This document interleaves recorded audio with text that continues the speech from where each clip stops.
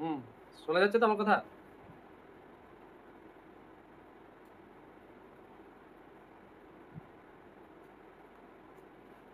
ঠিক আছে। হ্যাঁ, ক্লিয়ার বোঝা যাচ্ছে। খুব সুন্দর বোঝা যাচ্ছে। কথাটা শুনতে পাচ্ছি কি দেখো। তোমার কথাটা শোনা যাচ্ছে না। তোমার সাউন্ডটা মনে হয় মিউট করা আছে। হ্যাঁ, এবার ঠিক আছে। হ্যাঁ স্যার, এবার হচ্ছে? হ্যাঁ, এবার হচ্ছে। ঠিক আছে। আচ্ছা কোন টপিকটা ডেমো করবে বলো সেটা? স্যার, আজকে আমি বৃত্ত সম্পর্কে একটু বলবো। বৃত্তের সমীকরণ কিভাবে আসছে হুম, সেটা সম্পর্কে আজকে আমি একটু ধারণা দেবো। ঠিক আছে।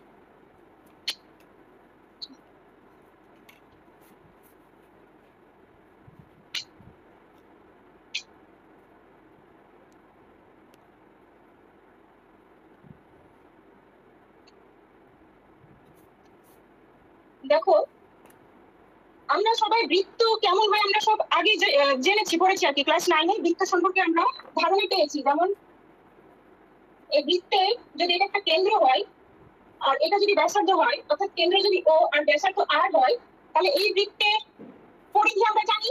কি হবে পরিধি? 2 পাই আর। পরিধি হচ্ছে 2 পাই আর। আর এই বৃত্তের ক্ষেত্রফল কেউ বলো? কেউ বলতে পারবে ক্ষেত্রফল? লাইভে যারা আছে বলো।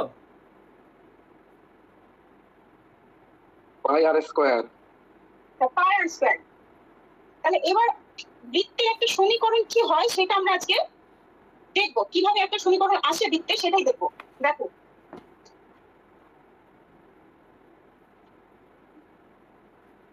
তার আগে বৃত্তটা কি আগে একটু বলে দিই। বৃত্ত কি? দেখো, বৃত্তে যদি আমরা এখানে দুটো বিন্দু নিই, তাহলে একটা বিন্দুকে স্থির রেখে আর একটা বিন্দুকে যদি আমরা ঘোরাই তার চারপাশে, তাহলে একটা সঞ্চার পথ পাই। এই সঞ্চার পথটা হচ্ছে কি? বৃত্ত। তাহলে এই বিন্দুটাকে যদি স্থির রেখে এখানে একটা বিন্দু নিয়ে, অর্থাৎ পি বিন্দু, ও পি, তাহলে এই যে পথটা পেলাম সেটা আমরা কি পেলাম? একটা বৃত্ত পেলাম। তাহলে বৃত্তের সমীকরণটা কিভাবে পাবো এবার দেখো একটু। দেখো, তার জন্য আমাদেরকে আগে অক্ষটা এঁকে নিই। X X dash, Y Y dash. নদী। আর এই অক্ষে যে কোনো একটা বিন্দু আমরা পি নিলাম, ঠিক আছে? ওর দিকে যুক্ত করি। এবার দেখো, এই পি বিন্দুর স্থানাঙ্ক আমরা নিতে পারি আলফা বিটা। আর এই দূরত্বটাকে আমরা ধরবো এ। তাহলে দেখো, এই পি বিন্দু দিয়ে যে পথটা যাবে সেটা বৃত্ত, কি তাই তো? দেখো, আচ্ছা আমাকে বলো, ও বিন্দুর এটার স্থানাঙ্ক কত? মূল বিন্দুর স্থানাঙ্ক কি হয়? 0 0। 0 0 0 0। তাহলে এই যে ও থেকে পি এর যে দূরত্ব, আমি সেই দূরত্বটাকে নেব। আচ্ছা এখানে দেখো, ও পি এর দূরত্ব কত আছে দেওয়া? ও পি এর দূরত্ব দেওয়া আছে এ। আরেকটা আমরা এই যে কেন্দ্রবিন্দু থেকে এই বিন্দুতে স্থানাঙ্ক দেওয়া আছে, তাদের মধ্যে দূরত্ব আমরা বের করতে পারবো। এই দূরত্ব কি হবে? কে বলতে পারবে দূরত্ব কিভাবে বের করবো? আচ্ছা আমি বলে দিই, দেখো, আলফা মাইনাস 0 হোল স্কয়ার, কি তাই তো? হুম, কি ঠিক লিখলাম তো আমি? ঠিক আছে। দুটো বিন্দুর মধ্যে দূরত্ব কি হয়? হ্যাঁ, দেখো, তাহলে এটা আমরা কি লিখতে পারি? এই দূরত্বটা আমরা কি লিখতে পারি? এটা কার সাথে সমান? কে বলে কার সাথে সমান? এটা হচ্ছে এই যে আমাদের যে এ পেয়েছি, ওপি, ওপির একটা দূরত্ব বের করলাম, তাহলে এটা অবশ্যই এর সাথে সমান।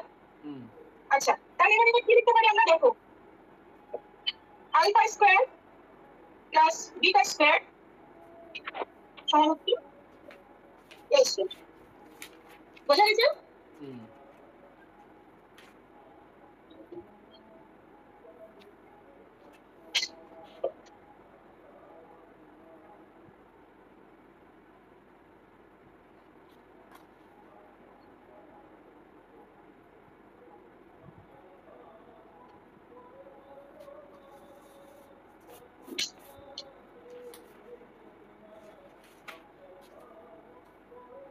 হয়ে গেছে? হ্যাঁ ঠিক আছে।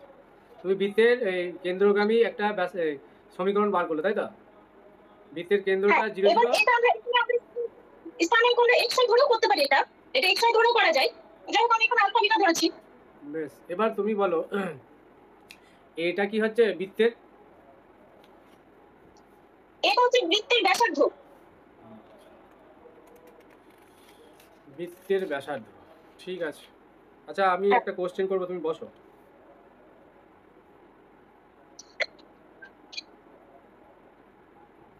বৃত্তের এই ব্যাসার্ধের সঙ্গে ব্যাসের যে সম্পর্কটা, যেটা বলো তো। হ্যাঁ, এটা হচ্ছে বৃত্তের ব্যাসার্ধ সবসময় বৃত্তের ব্যাসের অর্ধেক হয়।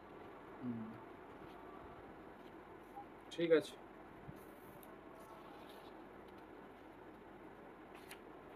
তুমি বৃত্তের সমীকরণটা দেখালে, এটা বৃত্তের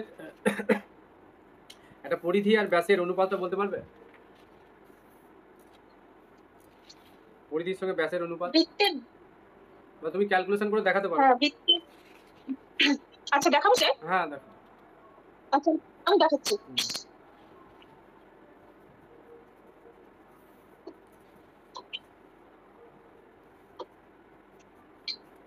আচ্ছা, বৃত্তের সাথে বৃত্তের ব্যাসের, তাই তো? হ্যাঁ হ্যাঁ, বৃত্তের পরিধির সঙ্গে বৃত্তের ব্যাসের। আচ্ছা আচ্ছা, তাহলে এই বৃত্তের ব্যাস কত? বৃত্তের ব্যাস হচ্ছে, ব্যাসার্ধ যদি এ হয় তাহলে ব্যাস তার দ্বিগুণ হবে, তার মানে বৃত্তের ব্যাস হচ্ছে 2a। আর বৃত্তের পরিধি হচ্ছে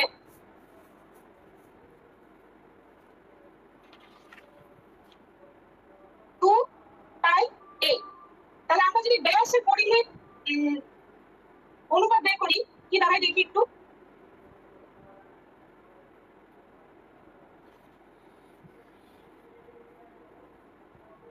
আচ্ছা, তাহলে দুই দিক থেকে a একই আছে, তাহলে a দিয়ে আমরা দুই দিককে ভাগ করতে পারি।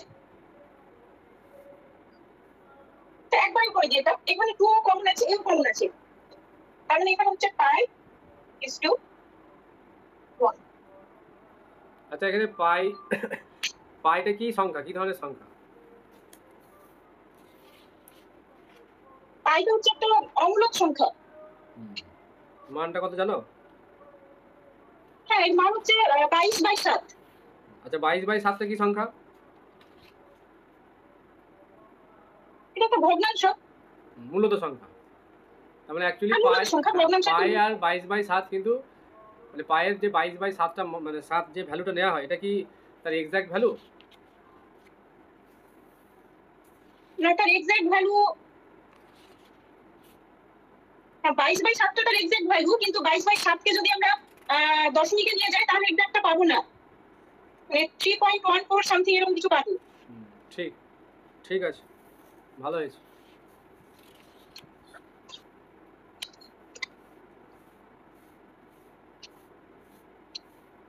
তোমার ইন্টারভিউটা ভালো হচ্ছে, কারণ তুমি বেশ নিজেকে নর্মালভাবে ইন্টারভিউটা দিচ্ছ। তোমার কিন্তু পজিটিভ আছে, অনেকটা পজিটিভ ফিল করছো নিজেকে। তাই এখন তোমাকে নিজস্ব টপিক দেওয়া হচ্ছে। লেভেল 2তে কিন্তু আমার চয়েস কোনো টপিক আমি হয়তো গ্রুপে বলে দেবো, সেইখান থেকে একটা দেওয়া হবে, ওগুলোতে স্টাডি করতে হবে। হ্যাঁ, যেগুলো টপিক বলা হচ্ছে গ্রুপে, ওই গ্রুপে ওই জায়গাগুলোতে তোমাদের বাড়িতে হোমওয়ার্ক করতে হবে। হ্যাঁ, কারণ আমি নেক্সট লেভেলে আর টপিক তোমাদের চয়েসফুল দেবো না। তখন কেমন করতে পারছি সেটা দেখবো। ঠিক আছে, ভালো হয়েছে। আর কয়েকটা বলে দেবেন, তার মধ্যে থেকে আপনি বলবেন, তাই তো? গ্রুপে দেখবে বলা আছে ইউলাস থিওরাম, তারপরে রোলস থিওরাম, এই জায়গাগুলো দেখবে বলা হয়েছে। তারপর প্যারাবোলা, সার্কেলটা তুমি বললে। সার্কেলের আরো ডিটেলসে কয়েকটা বিষয় খেয়াল করবো, এগুলো একটু স্টাডি করতে হবে। হ্যাঁ, সবই পড়েছো এবার? সেগুলো দেখে রেখেছি। হ্যাঁ ঠিক আছে, বেশ, এসো তুমি।